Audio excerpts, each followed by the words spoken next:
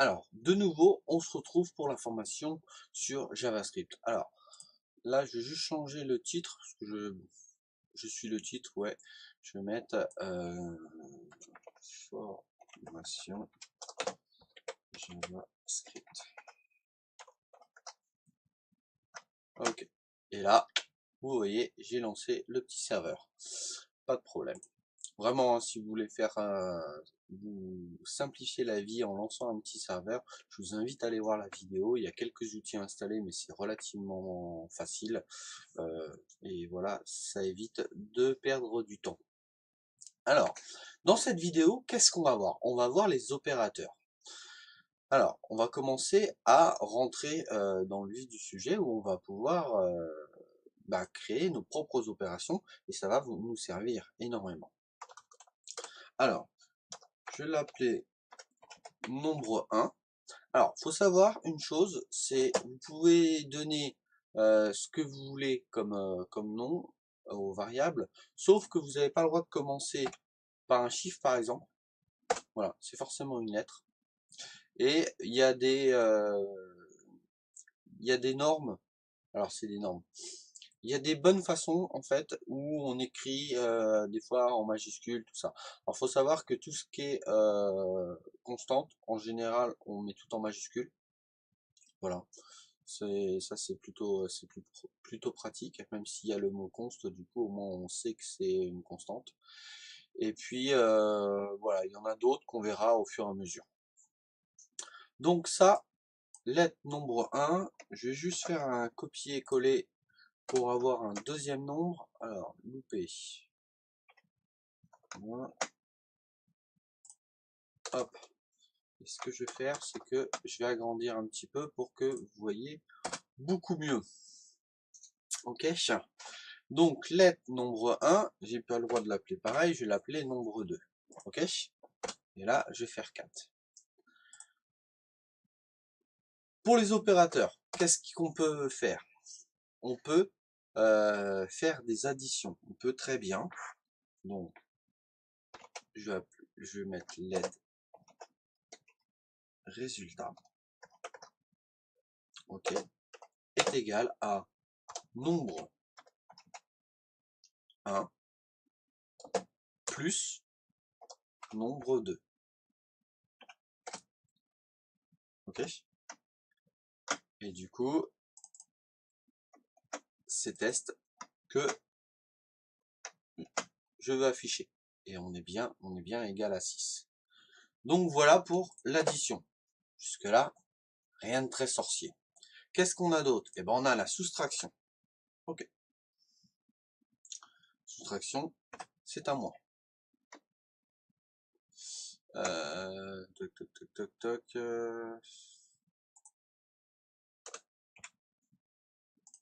Je vais modifier. Quoi que je peux laisser, ça va me donner un nombre à virgule. Allez, moins 2. C'est pas très grave. C'est juste que, si, je vais quand même modifier pour la suite. Hop.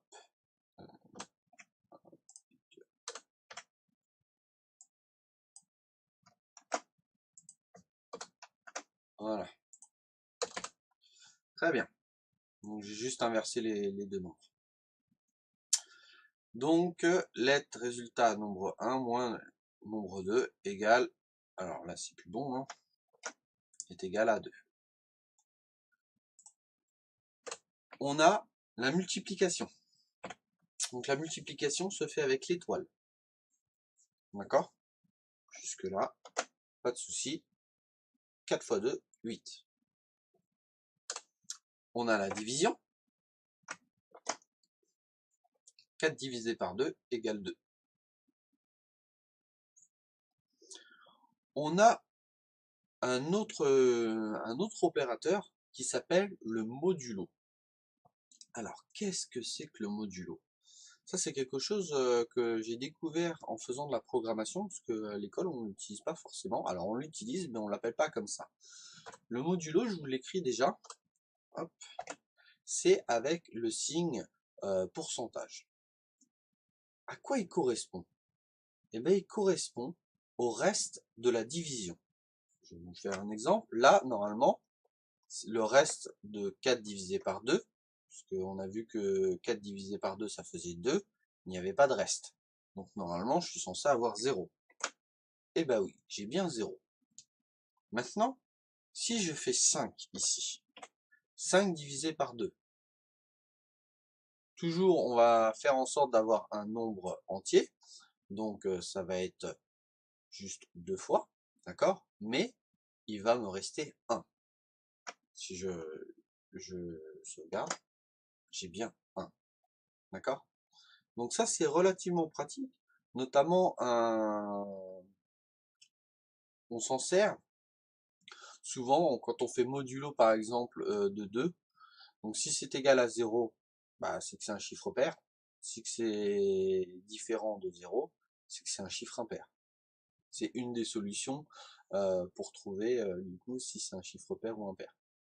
Voilà. Donc ça. Et depuis peu, il y en a un nouveau qui est arrivé. C'est la puissance. Alors, pour faire puissance, par exemple 5 puissance de 2, d'accord, on met 2 étoiles. D'accord? Donc là, c'est pas une erreur de frappe. C'est comme ça qu'on met 5 puissance de 2. Hop. Et on arrive à 25. Donc voilà un petit peu pour tous les opérateurs. Vous inquiétez pas, je vais les renoter et puis bah, on va les revoir de toute façon dans les différents projets. On va en voir plusieurs. D'accord? Ce que je voulais vous montrer aussi, c'est qu'on peut très bien écrire les choses des fois différemment. Par exemple, on n'a pas envie de mettre de modifier ou de créer une variable résultat, on veut directement modifier nombre. Donc comment on peut faire si on veut modifier nombre 1? Donc on fait nombre 1, ok, est égal à, et moi je veux lui rajouter nombre 2. Donc on pourrait se dire, ok, dans ces cas-là, on fait plus 2. Mais là, ça va pas modifier ma variable si je fais ça. Parce que là, du coup, ça va pas fonctionner. Donc, comment on peut faire? Alors, il y a une technique. Je vais vous en montrer plusieurs. Même, il y a plusieurs techniques.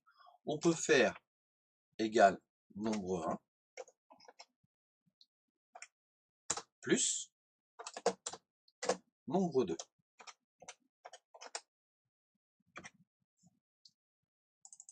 Alors, hop, je prends ça. Hop. Donc là, si on reprend un petit peu ce que je viens d'écrire. Nombre 1 est égal à 5. Sauf que là, on lui dit, là le nombre 1, on lui dit, ben non, on va changer ta valeur. Donc pour l'instant, tu es égal à quoi? À nombre 1, donc 5, plus nombre 2. Donc 5 plus 2, 7. Donc là, nombre 1 est égal à 7. Je fais un console log, et ça me met bien 7. Alors, c'est un petit peu long d'écrire les choses comme ça. Il y a une façon beaucoup plus rapide d'écrire. Là, on fait une répétition. On fait nombre 1 est égal à nombre 1 plus nombre 2. Et on a imaginé quelque chose qui est très très pratique. Si on rajoute le plus juste avant le égal, d'accord, donc on fait nombre 1 plus égal nombre 2. Vous allez voir que ça donne exactement la même chose. 7. Du coup, ça fonctionne exactement pareil. Si on veut faire une soustraction, si on veut faire une division, une multiplication, et même une puissance. C'est très très pratique. D'accord? Donc là, on peut incrémenter, c'est comme ça que c'est du coup ça se dit, une valeur. Ça veut dire qu'on rajoute un chiffre à une valeur. D'accord? Alors, je vais vous montrer aussi une autre façon de faire quand on veut, par exemple, alors ça arrive très souvent, je vais vous montrer un exemple. Je vais tout effacer et je vais vous montrer un exemple qui est très simple. Vie égale 3. Je prends la vie, je vais faire un console log. C'est pour ça que tu n'as pas aimé, c'est que je me suis trompé de touche. Hop, donc j'enregistre, j'ai bien ma vie qui est égale à 3. Jusque-là, il n'y a pas de souci. On imagine qu'on est dans un jeu et que notre personnage, qui a une vie à 3, touche un monstre. Et que sa vie, du coup, elle diminue d'1. Alors, on l'a vu, ça, on peut très bien l'écrire comme ça. Vie moins égale 1. Du coup, c'est égal à 2. Mais il y a encore une façon beaucoup plus simple quand on incrémente ou décrémente. D'accord? Là, le fait d'enlever 1, du coup on décrémente, le fait d'enlever, on décrémente. D'accord? Et quand on décrémente de 1, on peut faire moins. Alors, hop, j'en avais déjà écrit un, donc on peut faire ça. Vie moins. Alors, j'ai jamais testé si je mets un espace, est-ce que ça fonctionne?